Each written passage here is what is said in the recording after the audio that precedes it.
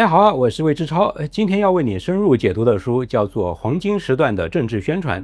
副标题是左翼接管电视屏幕的真实好莱坞故事。我们今天要借这本书来说两个问题啊。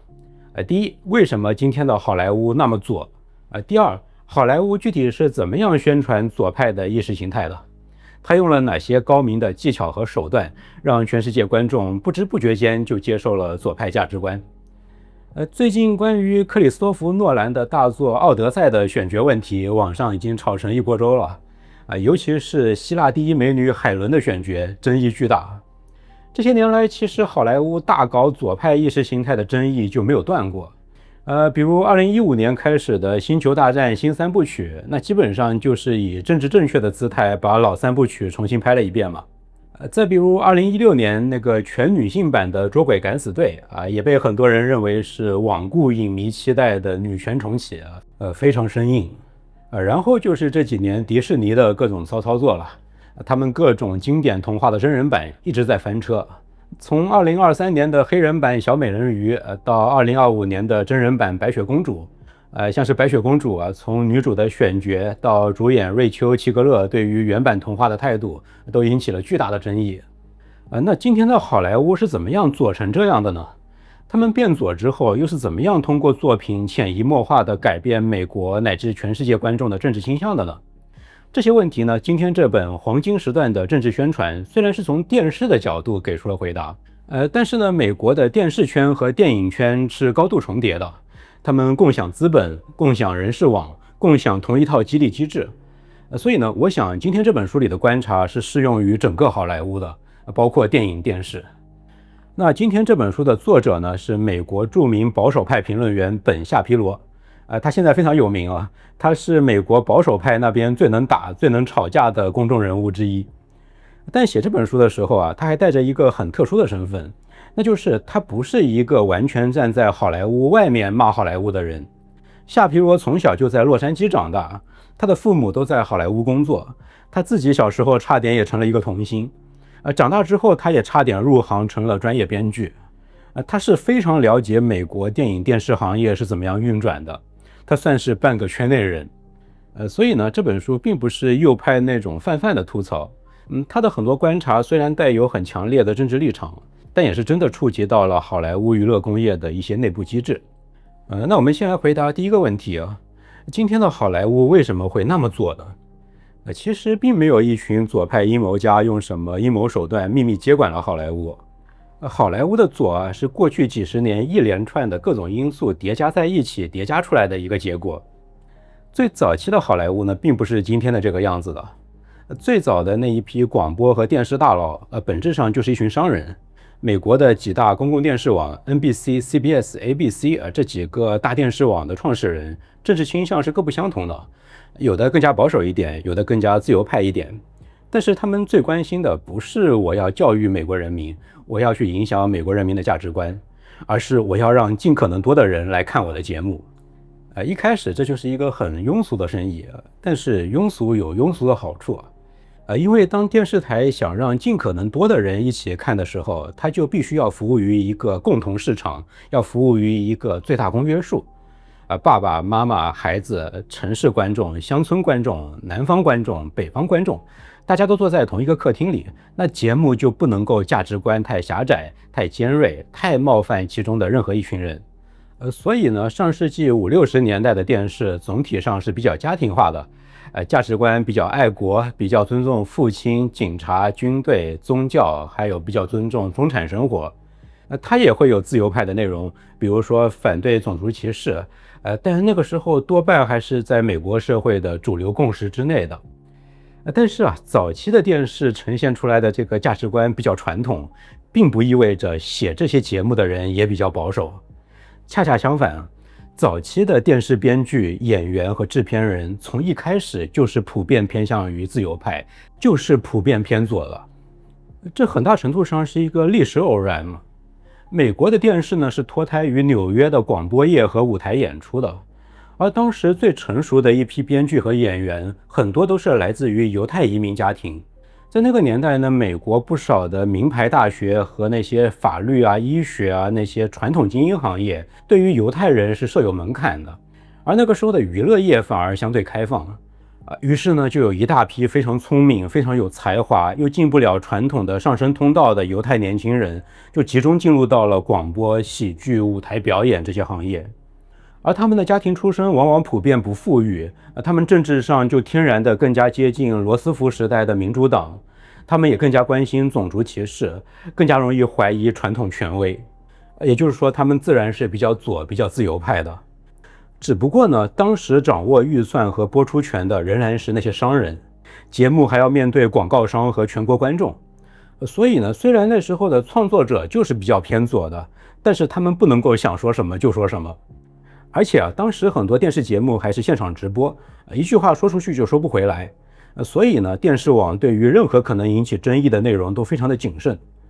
当时的节目审查人员的原则非常简单啊，只要我们拿不准就直接删掉。偏左翼的这些创作者虽然可以加入一些温和的社会讽刺，但是他们受到的约束也很大。他们不能够为了表达自己的政治观点，就一下子得罪几千万观众和电视台背后的广告商。而且呢，那一代的自由派的创作者，他们本身也还生活在一种更强的美国共识里。他们都经历过战胜纳粹、对抗共产主义和战后的经济繁荣。即使是批判种族歧视和传统习俗，他们对于美国这个国家仍然是保留着基本的认同的。所以呢，那时候的电视不是没有左派啊，而是左派的创作者，他们是被商业逻辑、被电视网的高层以及那个时代的时代共识共同约束着的。而后来改变的呢，并不是创作者突然从右变成了左，而是原来压在他们上面的这些约束一层一层的松开了。转折呢，主要出现在2个地方。第一个转折呢，是广告市场发明了一个非常重要的观念，那就是那些年轻的生活在城市里的受过教育的观众，比那些老人，比那些生活在乡村里的那些普通家庭的观众更加值钱。这个逻辑转变呢，最早是和 ABC 这个电视台的困境有关。ABC 当时不如 CBS 和 NBC 那么强大，他们覆盖不到那么多的乡村观众，覆盖不到那些比较稳定的老牌的家庭市场。那怎么办呢？那他就想到了我们刚才说的那个逻辑，他就对广告商说，你别看我们的观众总人数是很少啊，但是我们的观众年轻，他们城市化，他们有消费欲望，他们更加值得投广告。后来这个逻辑就越来越强化，变成了整个电视行业乃至于电影行业对于18到49岁这个城市精英文化人群的一种迷信。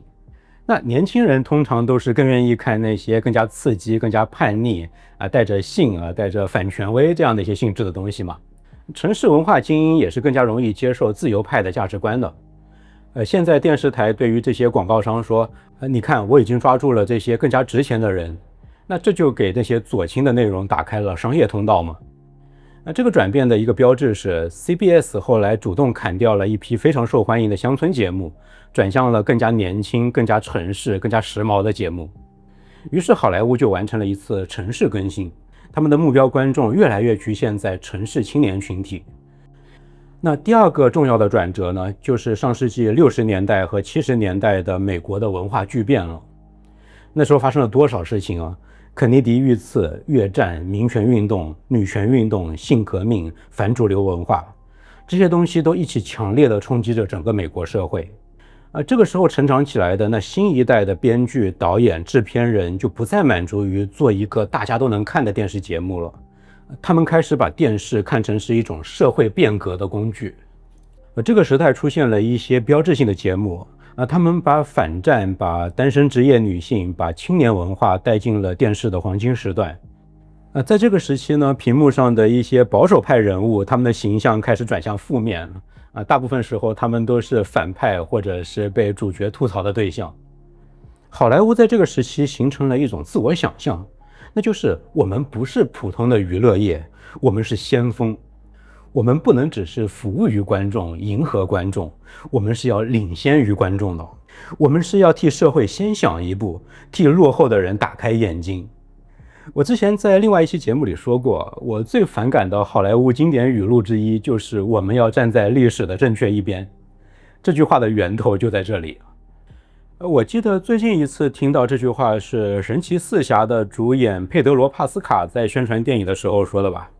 我看个电影还要被你暗戳戳的说我没有站在历史的正确一边，我去你的！这种好莱坞精英骨子里的先锋感是夏皮罗解释好莱坞左倾的核心之一。他也解释了一个看起来非常矛盾的现象，那就是那些好莱坞精英一边是极其富有，他们住豪宅拿高薪，靠资本主义赚得盆满钵满，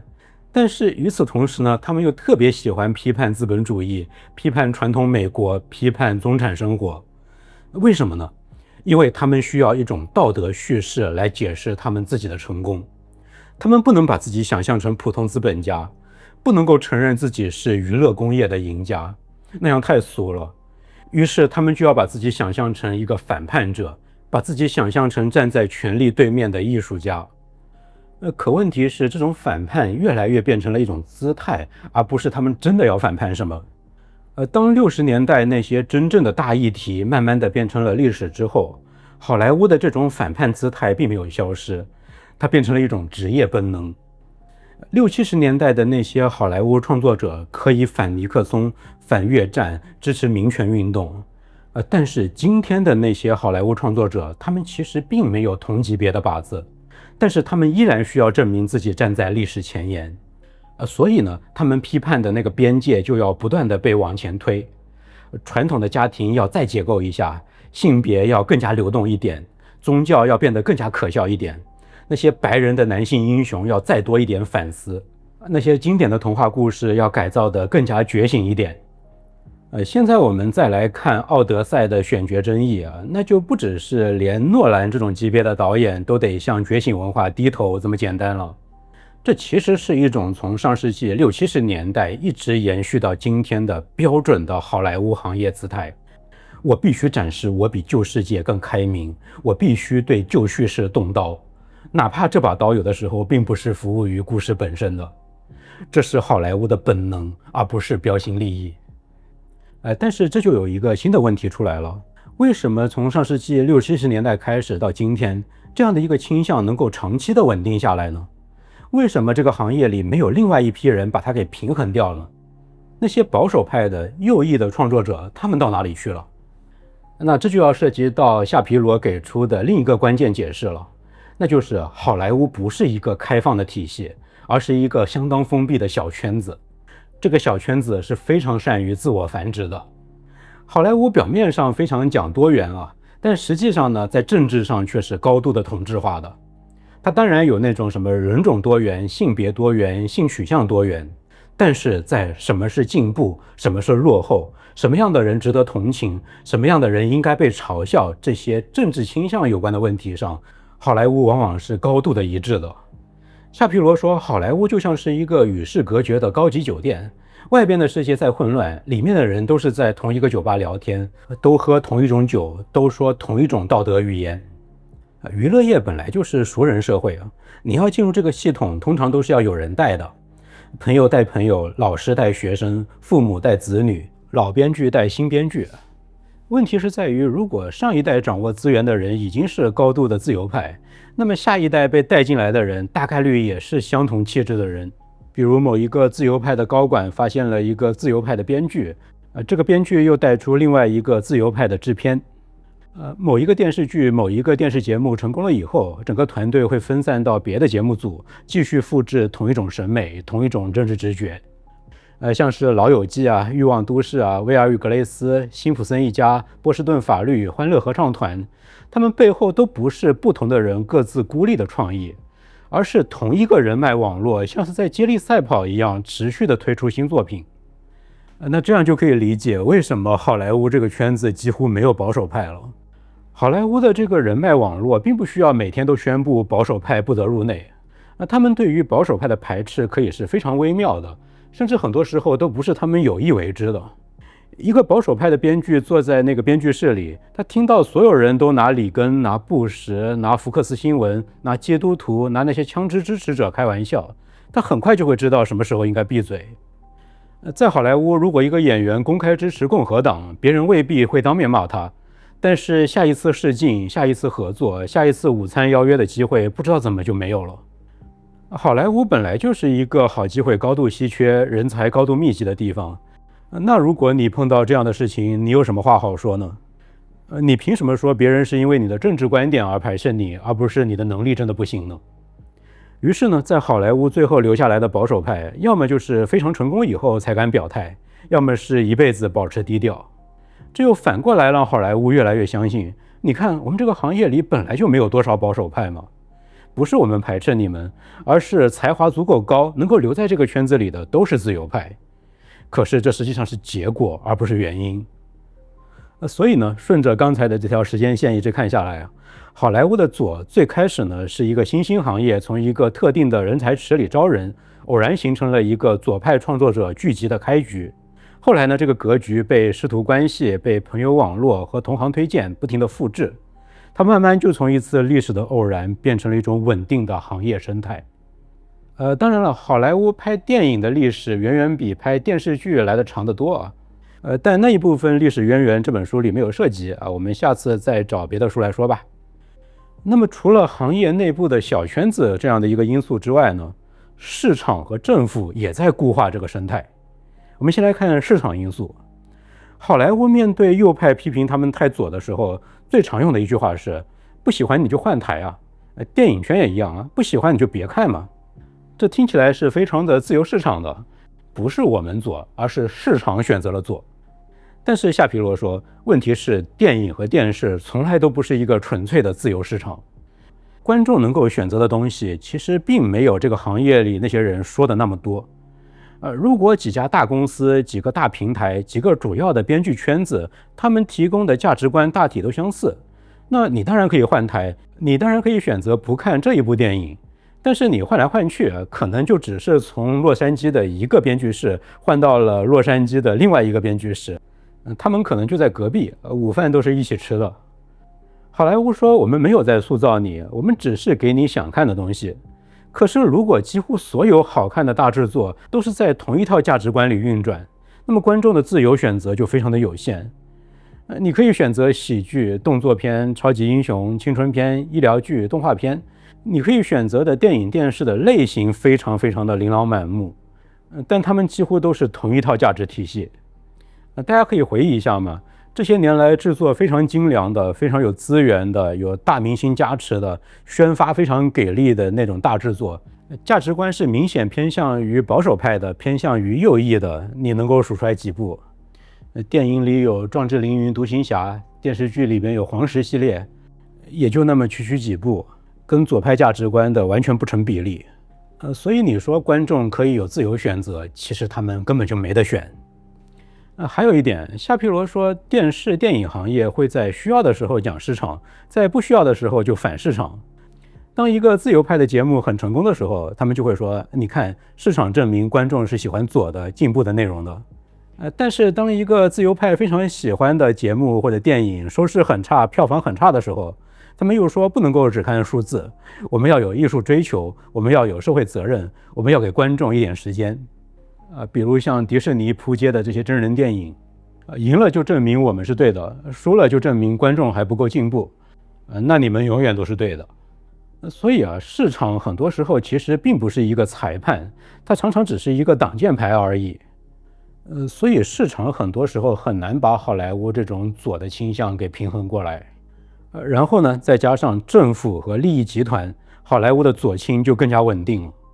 美国的电视是长期受到美国联邦通信委员会 FCC 的监管的，政府呢也经常以公共利益、多元、儿童保护这些名义来影响行业。这里边的不少价值观就是偏向于左的。然后呢，就是各种倡议团体、各种游说团体，他们也会通过投诉、游说、媒体压力来影响剧本和电视剧的播出。比如说著名的同性恋者反诋毁联盟 GLAAD， 这样的一个 LGBTQ 权益组织，就能够影响到电视剧的角色设置和表达边界。电视台和电影公司当然怕政府，怕公关危机，怕被说成歧视，怕广告商撤退，于是他们就会主动找一些利益集团做咨询，甚至会根据他们的要求去调整剧情和台词。书里有一个非常典型的例子，就是著名的美剧《反恐24小时》。这本来是一个少数的带有强烈的保守派气质的热门剧。剧里的那个男主角叫做 Jack Bauer，简中圈的剧迷把他叫做鲍小强。他对于恐怖主义毫不手软，是非常典型的带有保守主义气质的那种孤胆英雄。但就是这个剧到了第4季的时候，因为涉及到穆斯林恐怖分子家庭，结果呢，伊斯兰关系委员会这个组织就对福克斯电视台施压。最后福克斯让主演基弗·萨瑟兰出来做了一个免责声明，提醒观众不要把剧里的恐怖分子和美国的穆斯林整体混同。我不知道夏皮罗在写这部分内容的时候是不是有选择，但我光读他书里的这些例子，那我觉得左派在干预舆论这件事情上是比右派要积极得多，要主动得多的。夏皮罗说，好莱坞利益集团加上左派政府人物之间已经形成了一个相互借力的胶片三角。好莱坞给那些政治人物站台，为他们提供筹款，为他们动员选票。这在上一次总统选举上特别的明显了，好莱坞几乎是整体站哈里斯的嘛。然后呢，政治人物给好莱坞提供版权保护啊、税收啊，还有一些产业便利。然后呢，利益集团充当道德裁判，告诉好莱坞这个行业哪些形象必须增加，哪些笑话不能说，哪些群体必须被保护。所以好莱坞为什么那么做？到这里答案就已经比较完整了，因为核心的这些创作者本身就比较左，整个圈子几乎也被左垄断了。然后这个行当的目标受众被定义的也是偏左的，然后政府和利益集团的压力也经常会把它往左推。这么多的因素共同塑造，久而久之，今天的好莱坞左就已经是一种空气了。那接下来我们再来看开头提到的第2个问题，这么左的好莱坞是怎么样输出它的左派意识形态的呢？夏皮罗的核心观点是，好莱坞的宣传不是靠观点，而是靠叙事技术，它的手段是非常非常的高明的。其实夏皮罗在这本书一上来是先把好莱坞狠狠地夸奖了一通，不是反讽哦，是真的作为一个影迷、一个剧迷的那种夸奖。他说，好莱坞的电视电影之所以有那么强的政治影响力，恰恰是因为他们真的很好看。很多人讨论意识形态啊，总喜欢把它想象成一种硬来的东西，是喊政治口号，是写社论、做宣传片、做新闻评论。如果你一眼就能够看出来他是在劝你相信点什么，那你就会本能的起防备心嘛。但是好莱坞的厉害之处恰恰就在于，它不是敲着你的脑袋说请你接受我的价值观，它是让你在下班以后瘫在沙发上，打开一集喜剧笑20分钟，它是让你看一集医务剧替一个病人掉眼泪，它是让你看一部青春片替一个被家长误解的孩子委屈。它很少很生硬地告诉你说这个立场是对的，而是反复让你觉得持这个立场的人很可爱、很聪明、很善良、很酷，而另一个立场的人狭隘、愚蠢、土气、伪善，没有同理心。只不过很多时候后面这种人恰好都是保守派。所以好莱坞是很厉害的，那些扑街的、那些用力过猛的只是意外而已。那他们具体是怎么做到的呢？首先通过喜剧。喜剧的力量在于它不用证明你错，它只要让你显得可笑就可以了。一个观点如果被很严肃的反驳，那它还有机会辩论，但是如果它被做成了一个笑柄，它就很难翻身了。因为没有人愿意成为那个不懂玩笑的人，你一认真反驳，别人就会说哎呀别那么认真嘛。于是笑声就变成了一种非常高级的政治武器。比如说老友记，夏皮罗自己就是看老友记的时候突然意识到这个问题的。有一集的内容是 Ross 的前妻和他的同性伴侣要一起养孩子，然后那一集就安排 Phoebe 说这个孩子有3个大人爱他，他是世界上最幸运的孩子。这一幕很温馨啊，然后中间穿插了一些笑料，也非常的好笑。但是它的政治效果也是非常明确的，他把一个当时仍然有巨大争议的家庭形态放进了观众最喜欢的情景喜剧里，让你不再是通过法律、宗教、伦理去判断这样的一种家庭形态是不是合理，而是通过可爱的人物和温暖的气氛让你直接接受了它。夏皮罗说很多经典的美剧都在做这件事。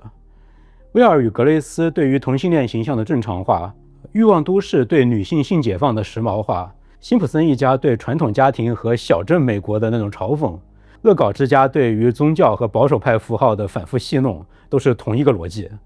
那就是让你在你自己的笑声里接受编剧的观念。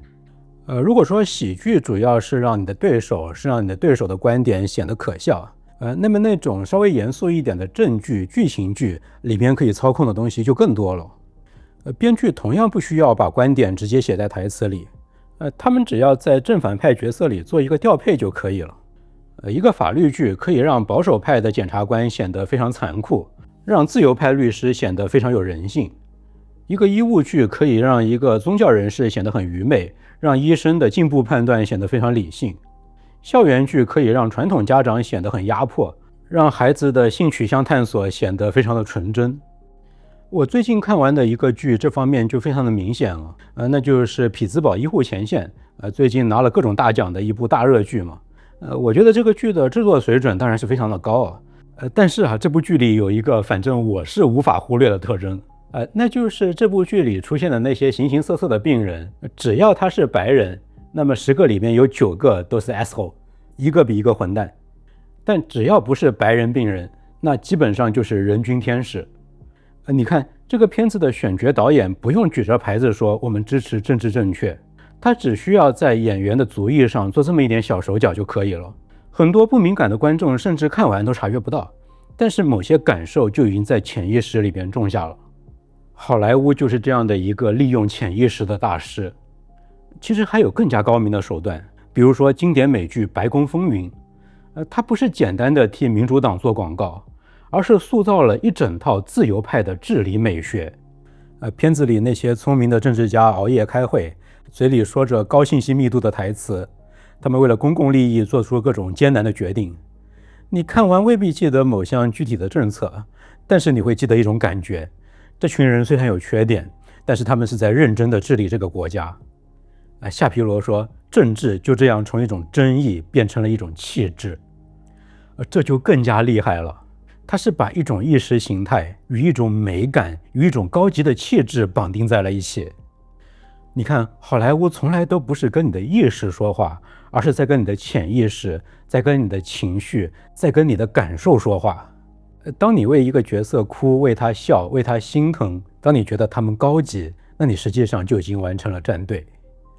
诺兰的《盗梦空间》那部电影说，要真正的改变一个人的观点，只能够透过他的潜意识。从这个意义上来说，整个好莱坞就是一个超大型的《盗梦空间》真人秀。当然，夏皮罗也承认了，不是所有的剧都一样。比如说经典美剧《豪斯医生》，主人公豪斯是一个无神论者，非常的刻薄、理性、反宗教，他的价值观基本上是左的这一边的。但是这部剧的编剧有时候也是真的允许另外一边的观点成立的。比如有一集涉及堕胎手术，里边有那个胎儿的小手触碰到医生手指的一个画面，是这部剧最打动人的情节之一。这样的剧反而说明，真正的好的戏剧不是让一边永远赢，而是要让冲突真的发生。总的来说呢，好莱坞的宣传是很少要求你立刻投票、立刻站队的，它是非常非常的柔性的。它的目标其实更加基础，那就是重塑正常的边界。过去某件事是需要论证的，后来就不需要了。过去的某个立场是可以被尊重的，后来就变得可笑了。过去某种经典人物形象天然有尊严，后来他就必须先被审判。一旦正常的边界被改写，那后面的政治结果只是迟早的事。夏皮罗这本书虽然是在猛烈地批判好莱坞的左倾，但是也有刀口向内的部分。他说，保守派自己其实也负有很大的责任。保守派长期犯了一个错误，就是以为退出就能够保持纯洁。看不惯电视，那就关掉；看不惯好莱坞，那我们就抵制；看不惯好莱坞的编剧室，就选择不进去。那结果是什么呢？结果就是你越是退出，那行业就越是由另外一边的人来讲故事。另一边越讲故事，年轻人就越在他们的叙事里长大。等你再回来抗议的时候，你就已经像是一个闯入潮流派对的老古董，只会被人说成你怎么这么扫兴呢？